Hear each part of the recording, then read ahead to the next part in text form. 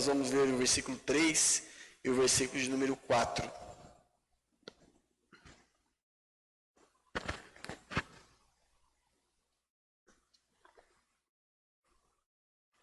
Salmo de Davi.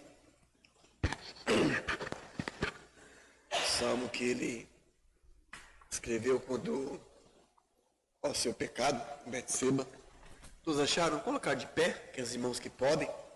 Vamos fazer a leitura do Salmo 51, versículo 3 e o versículo de número 4. Amém? Todos em uma só voz, leemos o 3 e o 4 que diz: Porque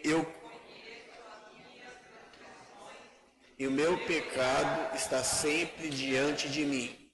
Contra ti somente pequei à tua vista, para que sejas justificado quando falares e puro quando julgares. Amém?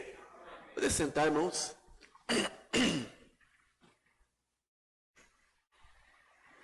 Deus, pois, possa estar nos abençoando. Irmãos, hoje nós temos, parece que um pensamento assim, quase que comum, não é? Qual seria esse pensamento?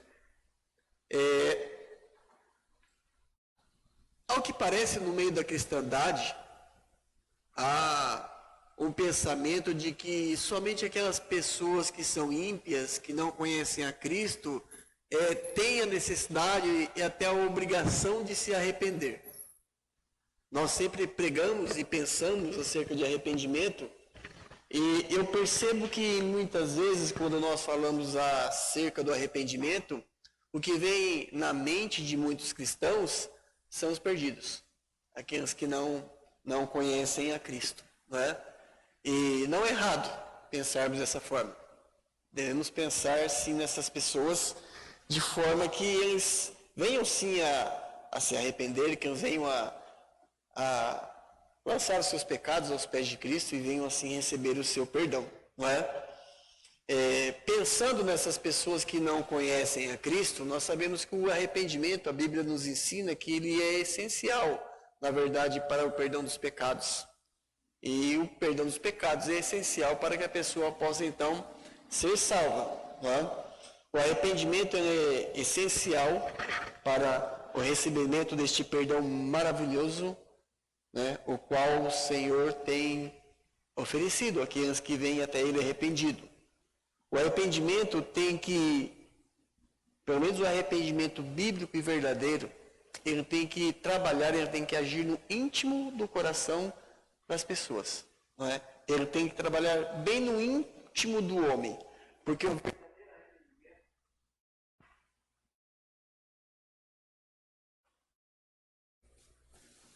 o verdadeiro arrependimento, o irmão prefere que eu use aquele? Não? Porque o verdadeiro arrependimento, o arrependimento bíblico, ele começa no íntimo, no interior, no âmago do homem. Porém, ele transforma o exterior deste homem, de forma que nós não teremos nenhum tipo de proveito se nós quisermos mudar o homem de fora para dentro. O homem precisa ser mudado e ele é mudado por Deus de dentro para fora, não é? O arrependimento, ele, como eu disse, ele é essencial sim para a salvação. E não só isso, o arrependimento ele é essencial para que a pessoa se torne uma pessoa salva em Cristo, mas o arrependimento também ele se faz necessário por toda a vida do crente, por toda a vida do cristão, não é?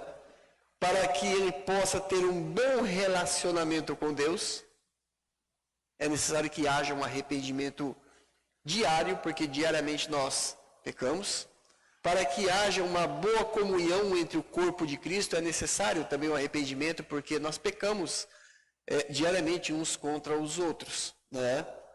E então é necessário que a gente pense acerca do arrependimento, não só levando em conta a vida daquelas pessoas que não conhecem a Cristo, mas devemos levar em conta o arrependimento também na vida daquelas pessoas que já foram alcançadas, já foram lavadas pelo sangue do Cordeiro.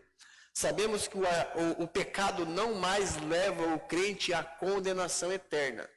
E o pecado não mais afasta o homem de Deus a tal ponto de ele ser lançado nesse lago de fogo e enxofre. Né?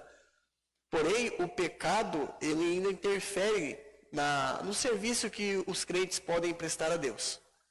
O pecado ainda interfere na comunhão, ele ainda interfere no progresso, né, no sucesso da igreja. Então é necessário que a gente examinemos sempre as nossas vidas com o intuito de realmente identificarmos o pecado. Né?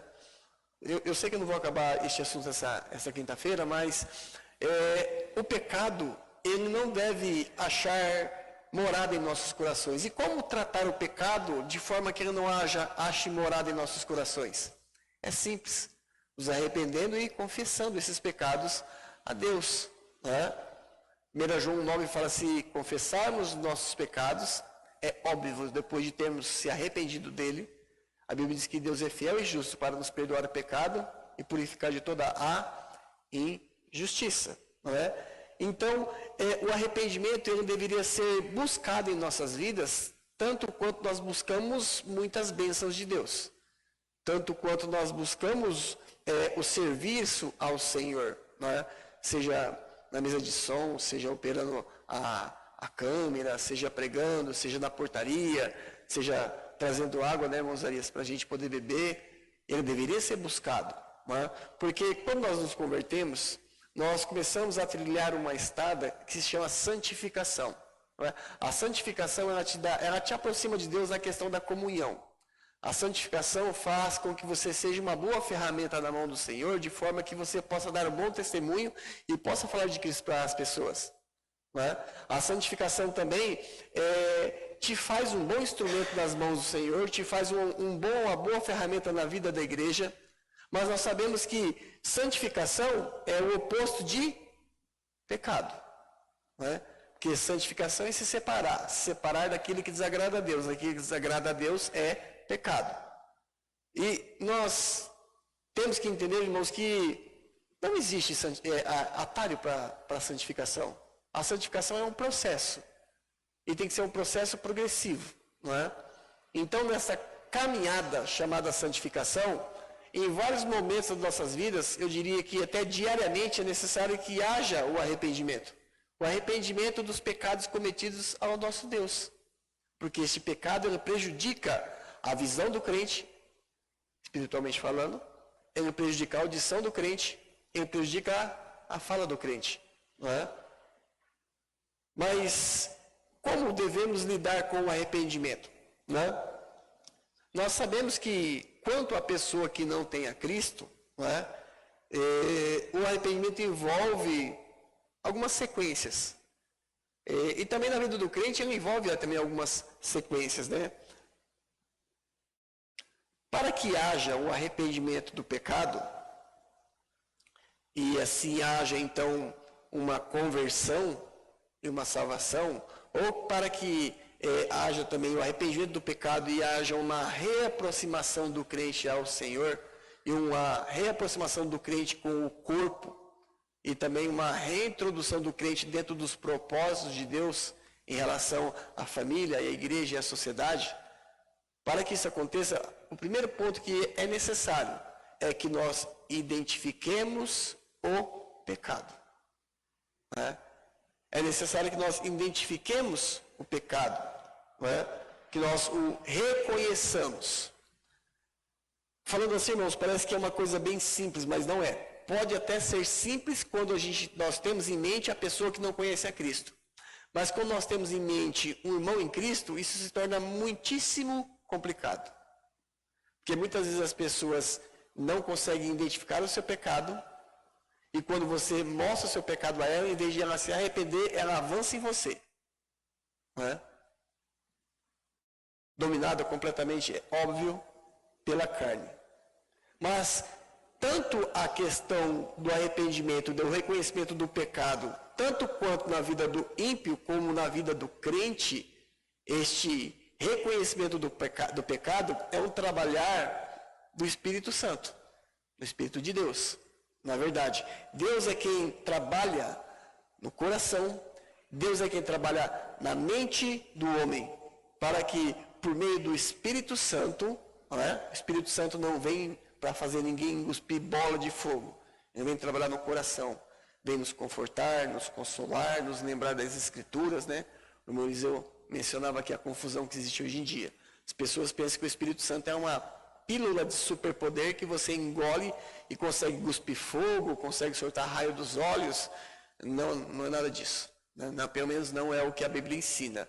Mas uma das obras do Espírito Santo é sim nos convencer do pecado, da justiça e do juízo também. É sim nos consolar, né? Jesus prometeu esse consolador em João, ele fala capítulo 14, 15, 16, ele fala desse consolador. Então é um trabalho do Espírito Santo, né? Realmente, na verdade, trabalhar na vida do homem, convencendo ele de pecado.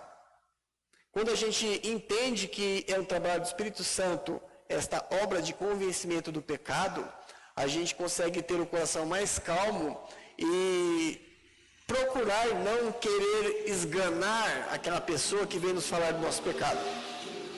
Porque se ela vem falar do nosso pecado de uma forma bíblica, é o trabalho do Espírito Santo usando aquela pessoa e depois trabalhando no coração daquele que está em pecado. Então, com o trabalhar do Espírito Santo no coração e na mente do homem, tanto salvo como perdido, não é? O homem passa a ter conhecimento e ser convencido dos seus pecados, não é? Irmãos, todo pecado cometido é um pecado cometido contra Deus. Isso independe se estou falando de pessoa salva ou pessoa perdida, não é? De justo ou de ímpio. Todo pecado cometido é um pecado cometido contra o Senhor. E nós deveríamos pensar muito acerca disso, porque nós não temos como medir forças com o Senhor. Nós não temos como afrontar este Deus. Nós não temos forças para disputar com Ele. Nós deveríamos sim nos acondicionar à sua vontade, aos seus meios e às suas maneiras, para que possamos então ter menos atrito e até sofrer menos, não é? Mas todo pecado cometido é um pecado cometido contra um Deus, como diz lá em Isaías, capítulo 6, 3 vezes santo. Não é? Ou seja, convencido da sua condição, eu diria, de pecador, no caso o ímpio, quando é convencido da sua condição de pecador, quando ele entende que por conta do seu pecado ele está separado de Deus, e quando ele é levado a ter ciência e consciência de que ele tem como destino da sua alma o lago de fogo que arde com enxofre, isso deveria mudar a sua vida, não é? É interessante que a gente fala acerca das verdades de Deus, a gente fala acerca do Evangelho, da obra de Cristo, do ministério de Cristo, mas nós poderíamos resumir em poucos pontos qual que foi o propósito de Cristo ter vindo ao mundo, não é? Abra sua Bíblia em Lucas, deixa aberto em Salmo 51, vá até Lucas capítulo 5, para que nós possamos fazer leitura de apenas um versículo. Lucas capítulo 5,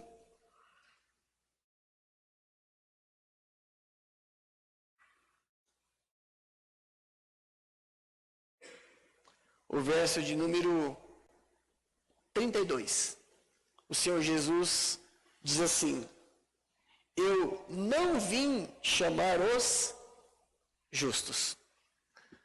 Isso implica em algumas coisas. Por exemplo, nós sabemos que a Bíblia diz que não há nenhum justo diante de Deus, nenhum sequer. Diz no Salmo 14, diz em Romanos capítulo 3. Mas se uma pessoa, se você se acha justo a tal ponto, se você se acha bom a tal ponto, se você se acha honesto, puro, decente a tal ponto, Jesus não veio falar com você. Porque ele não veio falar com justos. Mesmo que não haja justos nesse mundo. Mas ele diz assim: eu não vim chamar os justos, mas sim os pecadores a fazer parte do meu time de futebol. Eu vim chamar os pecadores a fazer parte do meu grupo de teatro. Eu vim chamar os pecadores para fazer parte do meu conjunto de coreografia. Não, eu vim chamar os pecadores ao arrependimento. Eu vim dizer para vocês que Cristo está dizendo que a sua vida é uma vida de afronta a Deus. O seu pensamento é um pensamento de afronta a Deus. Os seus modos, a sua conduta, o seu comportamento, tudo isso se constitui uma tremenda afronta contra o Eterno, contra o Deus verdadeiro. E eu vim chamar vocês para que vocês se arrependam destes pecados, os reconheça, se arrependa desses pecados e busque o perdão que há em mim. Jesus está dizendo. Irmãos, quando Jesus diz isso, esta é uma chamada direta, é uma chamada efetiva. Ele disse, eu não vim chamar os justos, mas sim os pecadores. Eu vim chamar os pecadores. O homem por si só, por suas próprias forças, pela sua própria capacidade intelectual, ou que seja, o homem por si só, ele não reconhecerá esta realidade, não é? Quanto à sua condição. O homem não tem conhecimento desta sua condição espiritual de depravação total. O homem espiritualmente falando é totalmente depravado. Não existe bem algum espiritualmente falando no homem. Por isso que o homem não busca Deus. Por isso que se Deus não for até o homem não vem até Deus. Todos aqueles que vieram até Cristo foram trazidos pelo Pai. Todo aquele que o Pai me dá, virá a mim. Este é o evangelho bíblico, na verdade. Então, o homem não tem, por conta da sua depravação espiritual, condições. Ele está destituído de qualquer justiça. Ele está morto em delitos e pecados diante de Deus. É preciso que Deus abra os seus olhos. É preciso que Deus abra os olhos do homem quanto ao pecado. E lhe mostre a necessidade do arrependimento. Se o seu processo de salvação não passou por essas etapas, repense a sua salvação. Não é? Até o próprio arrependimento para a salvação, quem dá é Deus. Porque o homem não tem condições e nenhum tipo de capacidade espiritual para que ele possa se arrepender. Abra sua Bíblia em Atos, um pouco mais adiante. Atos, capítulo de número 26. Atos 26.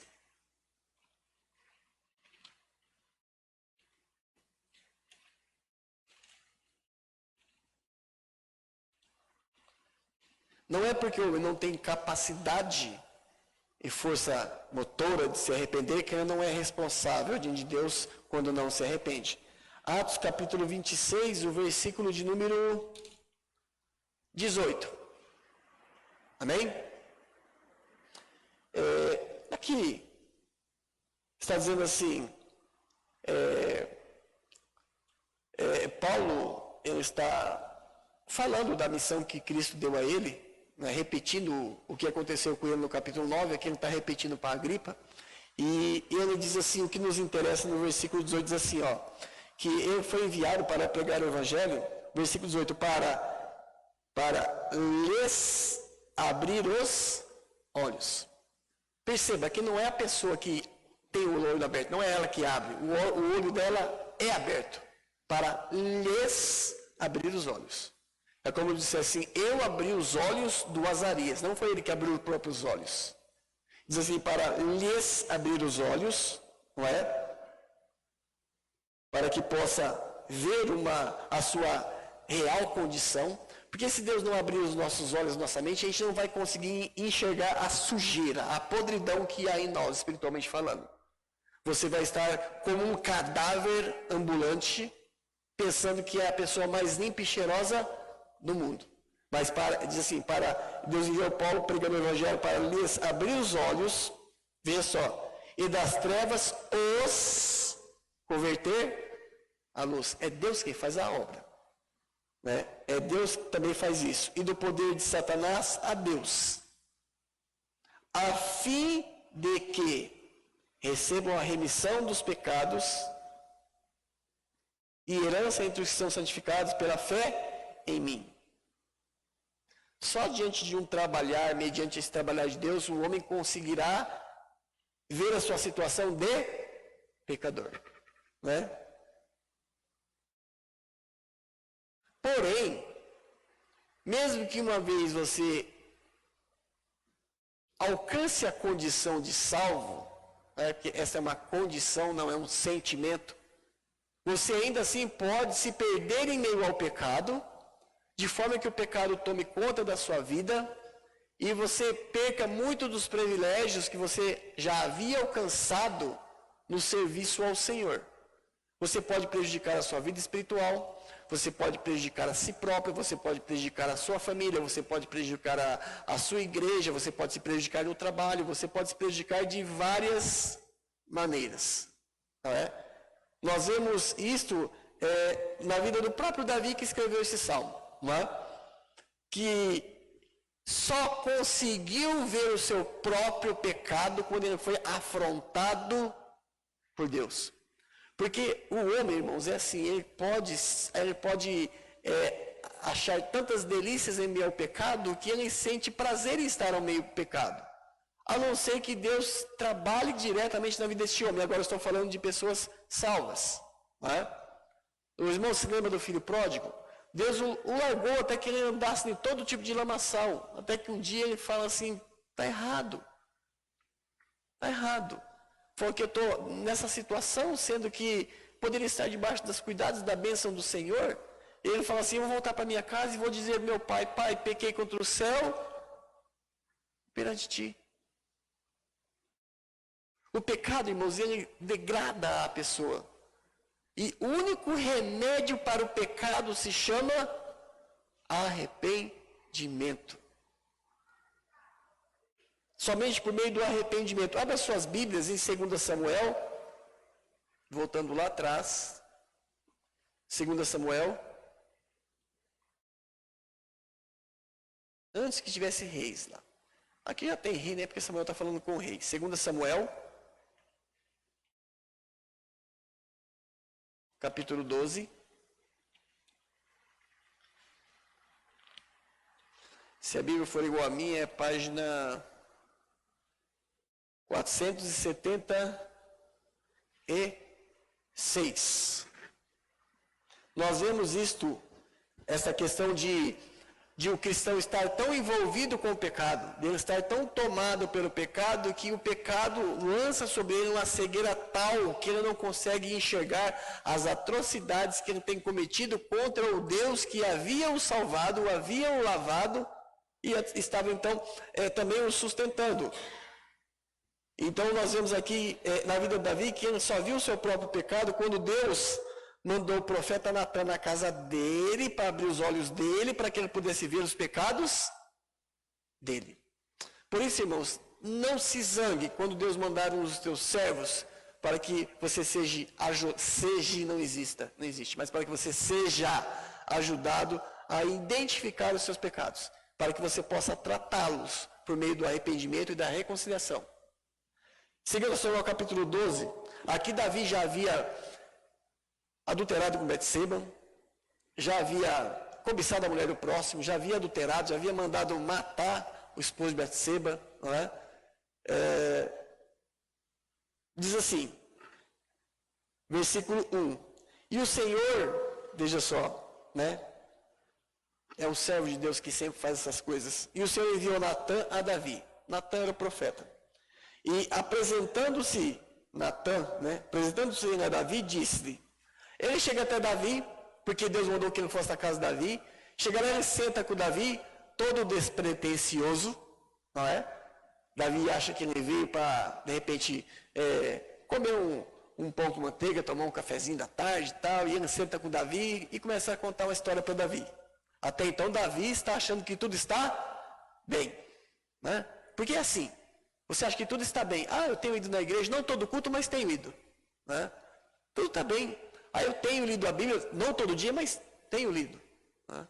tudo está bem, eu tenho ofertado e contribuído na igreja, não com aquela assiduidade que eu deveria fazê-lo, mas eu tenho feito, né? Eu tenho mandado uma mensagem para a irmã Elaine quando ela vem no culto, irmã Elaine, senti tua falta, tudo bem? Aí Davi achou que estava tudo bem, tudo certo, né? E ele começa a contar uma história para Davi, e diz assim, havia numa cidade 2 homens, um rico e outro pobre. O rico possuía muitíssimas ovelhas e vacas, mas o pobre não tinha coisa nenhuma, senão uma pequena cordeira que comprara e criara. E ela tinha crescido com ele e com seus filhos. Do seu bocado comia, do seu copo bebia e dormia em seu regaço e a tinha como filha. Ele está dizendo essa história. Daí ele fala para Davi que esses 2 homens estavam ali e de repente chegou um viajante, né? 4. E vindo um viajante ao homem rico, esse viajante chegou, foi para a casa do homem rico, deixou este homem rico de tomar das suas ovelhas e das suas vacas, que ele tinha muitas, para assar para o viajante que viera a ele. Ou seja, fala assim, esse homem rico, quando recebeu esse visitante, esse viajante de longe, em lugar de ele matar um cordeirinho, um cabritinho dele, que ele tinha um monte, e fazer comida para esse homem viajante, não, ele foi e fez uma coisa inimaginável, inaceitável, né? E ele diz assim, e tomou a cordeirinha do homem pobre e a preparou para o homem que viera a ele. Quando Natan contou essa história para Davi, né? Porque, olha, irmãos, que interessante, né? A pessoa, quando ela está assim, envolvida no pecado, quando ela está cega espiritualmente, se você fala para ela, o pecado é uma coisa horrível, ela fala assim, é terrível. O pecado é uma coisa que ninguém deve agasalhar no seu coração, né? Você fala para qualquer cristão que está assim meio que cego, meio que tonteante, fala assim, o pecado fere o coração de Deus. Eu falo assim, como fere? O pecado é uma coisa assim abominável perante o Senhor, né? Ele vai concordar com você, mas ele não vai conseguir enxergar a sua própria situação, muitas vezes. Diz assim que depois que o profeta, então Natan contou essa história para Davi, que o homem rico, em vez de pegar do seu pasto, do seu gado para dar para aquele viajante, que ele pegou a única ovelha que aquele homem pobre tinha e matou para dar para o viajante comer. A conclusão, e olha como que Davi se posiciona contra este pecado, né? E olha a força que ele trata esse pecado. Versículo 5. Então o furor de Davi se acendeu em grande maneira contra aquele homem. Lembra que eu te falei? Muitas vezes, qualquer tipo de crente, você vai falar de pecado e vai falar, não, pecado é uma coisa horrível, né? Falar mal do irmão, que coisa terrível, né? Causar intriga, isso é coisa do diabo. Mas muitas vezes ele não vê que ele está envolvido neste pecado. É preciso que fale a ele. Mas nem sempre isso será bem recebido, né? Ele diz então o furor de Davi se acendeu em grande maneira contra aquele homem. E disse a Natan, né? Davi falou então ao profeta, vive o Senhor que digno de morte é o homem que fez isso. Falou assim, Natan, se isso for verdade, esse homem tem que morrer. É bom quando o peso do pecado deve ser colocado sobre as costas dos outros. Mas muitas vezes aquele que está em pecado não quer mover nem com um dedo. Não aceita, na verdade, correção. 6. Pela cordeirinha tornará a dar quadruplicado. Porque a lei mandava dar 2 vezes, ele, como Zaqueu, né? Um homem muito bom, Davi era bom demais, ele falou, vou dar 4, né? Porque fez tal coisa e porque não se compadeceu. Daí Natan olha para a cara de Davi. Irmãos, eu vejo a cena. Ele olhando para Davi. E ele olha e fala assim, Davi, você é esse homem. Né? Só que Davi tem uma reação diferente de muitas reações que nós temos nos nossos dias. Né? Ele não voa no pescoço de Natan e tenta enforcar, estrangular o profeta Natan. Não. ele realmente reconhece o seu pecado. E ele começa a ser tomado de um profundo arrependimento. Assim, Davi pôde ver o seu pecado como Deus o via. Porque quando nós olhamos para o nosso pecado, nossa tendência é minimizar o nosso pecado. E muitas vezes nós minimizamos o nosso pecado, comparando o nosso pecado com o pecado de outro irmão que a gente julga ser maior. Você não terá nenhum tipo de proveito espiritual nisso. Você não será de nenhuma maneira edificado. Você não será de nenhuma maneira abençoado. E não será de nenhuma maneira usado por Deus. Não é? Então ele pôde ver como Deus via o seu pecado. E ele se arrependeu. Por isso que eu digo, entenda, todo o pecado que o homem comete é contra Deus. Se você está pecando contra o seu Deus. Por isso nós vimos lá, volte até o Salmo 51. Os irmãos deixaram marcado? Eu falei para deixar, hein? O Salmo 51, o versículo de número 4 diz assim, amém?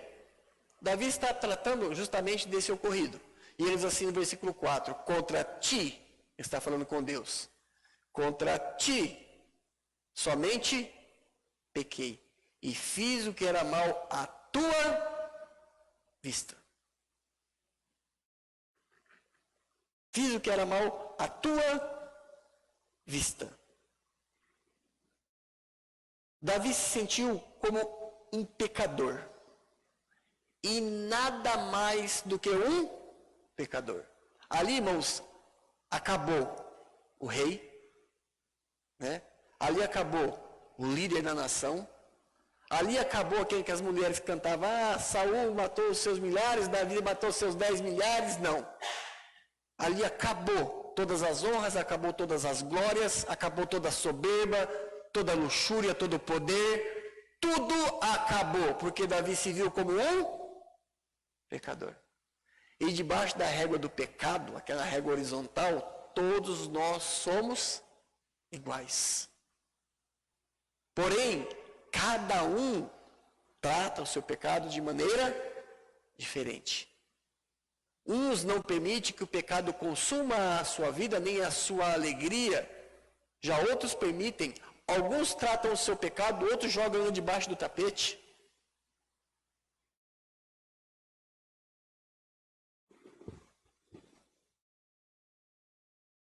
Davi se viu simplesmente como um homem pecador.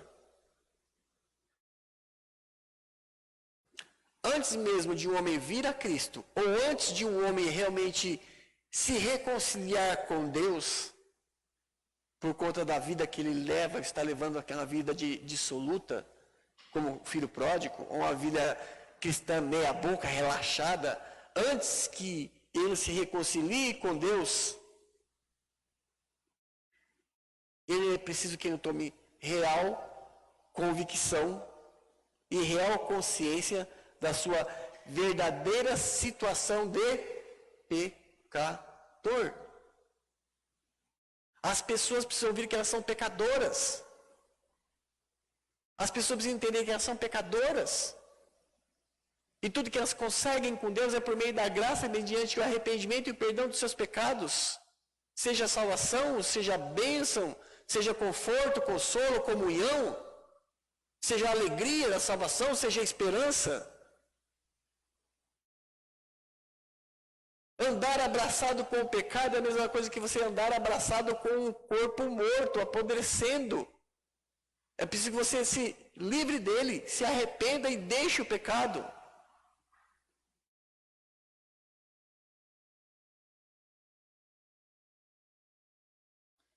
Assim sendo, uma pessoa deve, antes de tudo, estar debaixo de uma real convicção do Espírito Santo. Sendo, eu diria até, esmagado por aquele peso de culpa. E assim, se reconhecer pecador. Se não salvo, digno do inferno. Se salvo, digno de correção, de repreensão vindo da parte do Senhor. digno da justiça de Deus.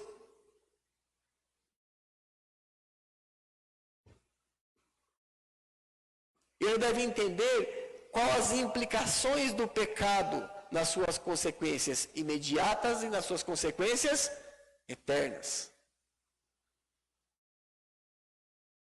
Muitas vezes nós reclamamos, né?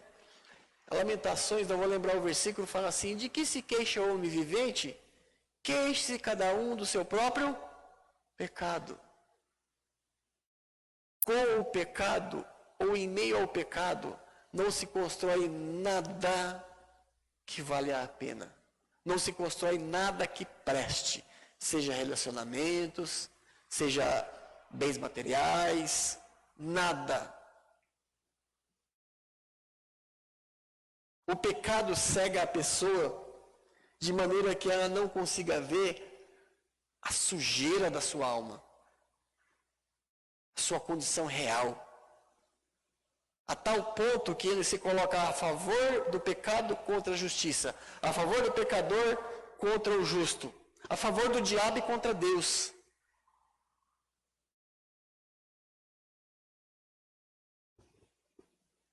E sabe o pior de tudo?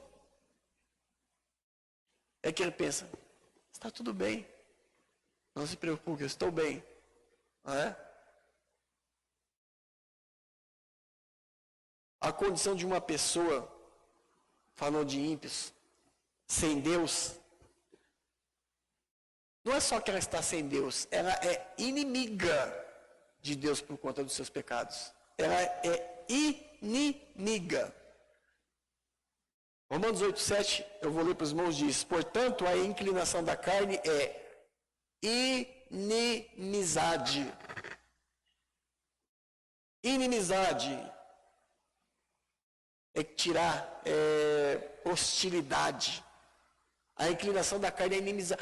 Você não pode estar vivendo segundo a inclinação da carne e acreditar que você está andando e sendo amigo de Deus.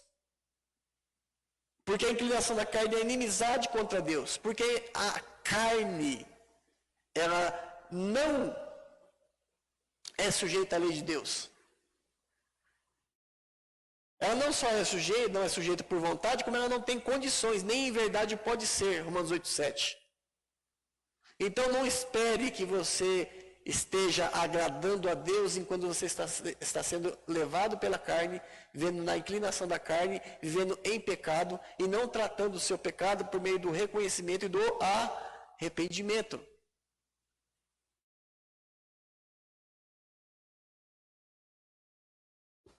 Irmãos, eu vou falar uma verdade para vocês. Quando a pessoa está envolvida no pecado, quando ela está no lamaçal do pecado, quando ela está se envolvendo no gozo podre do pecado, o diabo faz com que essa pessoa fique cega para este fato. Ela fica cega. Ela não consegue identificar essa verdade. Ela fica cega para a realidade de que ela é um pecador salvo. Por que não? Mas que está vivendo no lamaçal do pecado. Ela fica cega para a realidade de que ela é um pecador perdido também, de forma que ela não vê a necessidade da urgência de tratar o seu pecado aos pés de Cristo. E assim, ser salva.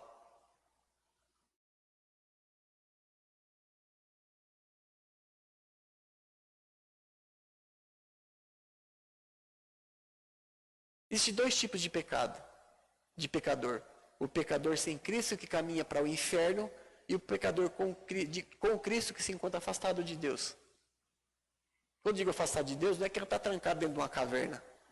Muitas vezes ele está dentro da igreja. Não é? E assim o diabo, ele encobre desta pessoa, por conta do pecado, o maravilhoso e salvador Evangelho de Cristo. Para que esta pessoa não creia. Não é? Estou falando de ímpio agora. Vamos ler rapidamente só mais um versículo e a gente caminha para encerramento deste primeiro ponto. 2 Coríntios capítulo 4.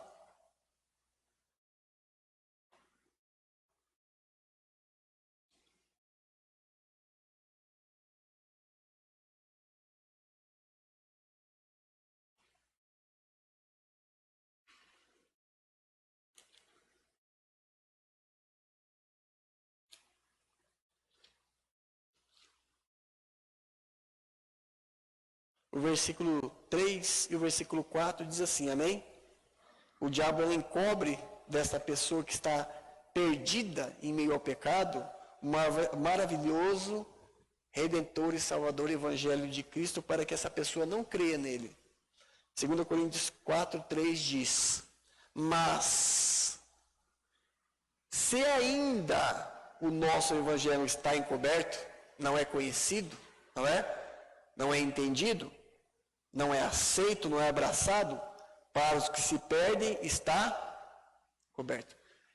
Veja só, ele está dizendo que o Evangelho está encoberto para os que se perdem. Se você é um salvo em Cristo Jesus, esse Evangelho não está encoberto para você.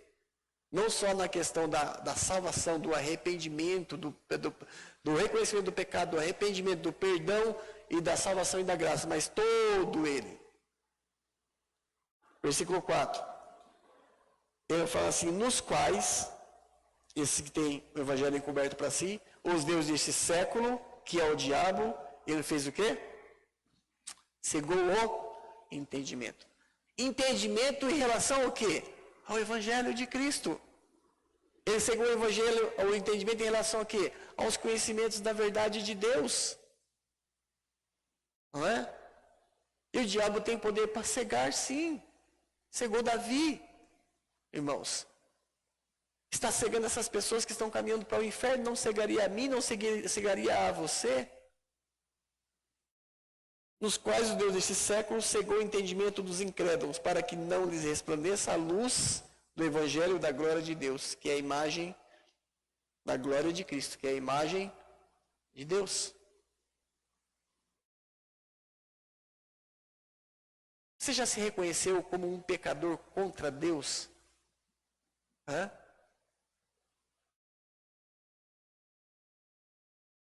Jesus tem diariamente te convencido dos seus pecados? Sim. Amém. Eu fico muito feliz com isso. Isso tem gerado mudanças.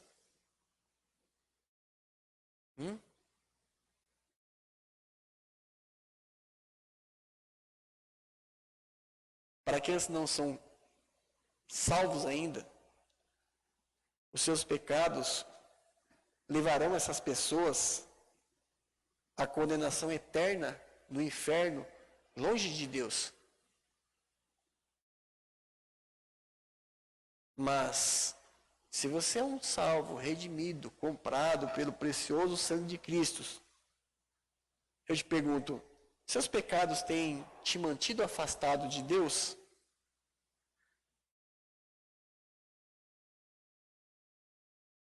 O intuito e o objetivo é que haja um tratar do pecado.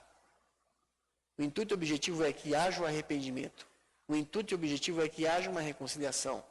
O intuito e o objetivo é que você afaste o diabo da sua vida. As coisas erradas, aquilo que não agradar ao Senhor. Né?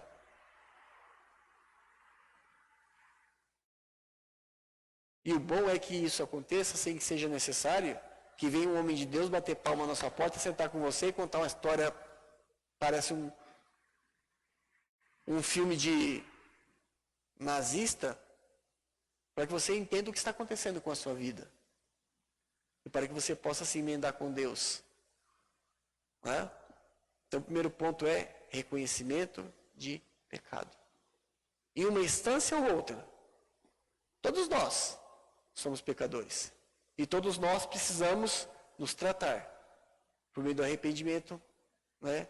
Nos colocando aos pés de Cristo, confessando ao Senhor os nossos pecados. Para que tenhamos alegria espiritual, para que tenhamos alegria no serviço a Deus, para que tenhamos prazer de ter a companhia daqueles que são salvos, são nossos irmãos em Cristo, para que possamos trabalhar em prol da obra e não contra a obra, para que possamos trabalhar espalhando verdades e não mentiras, para que possamos ser usados por Deus e não pelo diabo, para que possamos experimentar o poder de Deus nas nossas vidas. Amém? Deus abençoe os irmãos. Irmão Edilson.